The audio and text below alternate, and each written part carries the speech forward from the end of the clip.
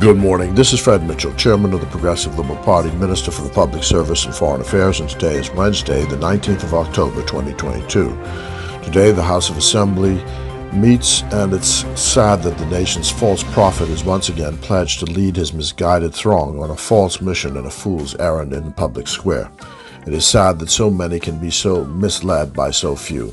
We hope that the security arrangements are in place to prevent a breach of the peace during the course of this day around the Assembly. The foreign and Bahamian diplomats are all in town. The Prime Minister officially opened Diplomatic Week on Monday afternoon. The Prime Minister, Philip Davis, issued a warning to our diplomats in public terms that they ought to spend less time on internal matters and differences and more on their mission.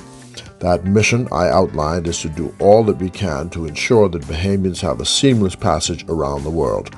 Thank you, Prime Minister.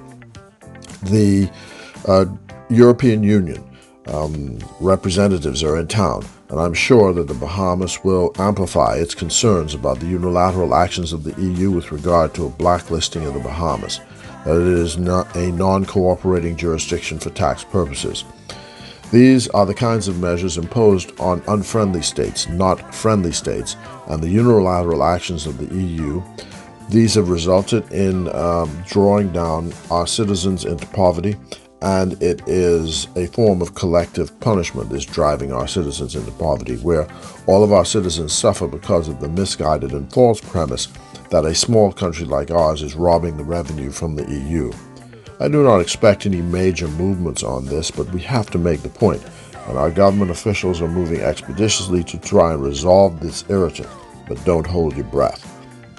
The other irritant, of course, is in our relationship with Europe, is the refusal by Italy to turn over the files on the death of Alrae Ramsay, who was a former diplomat, and Blair John, who was a PhD student. They died in Italy. The government promised to turn over the file, and they have refused so far to do so.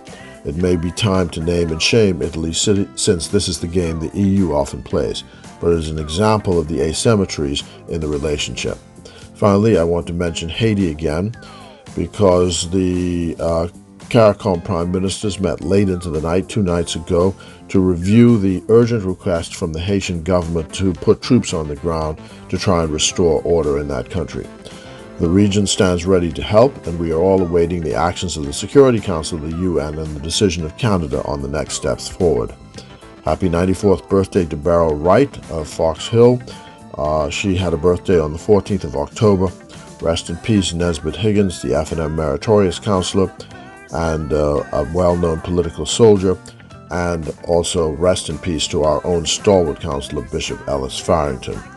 Rest in peace again. God bless you. God bless the Commonwealth of the Bahamas. And as we pray and hope that the EU does right by those 2 dead Bahamians, it's still on this day, this Wednesday, PLP all the way.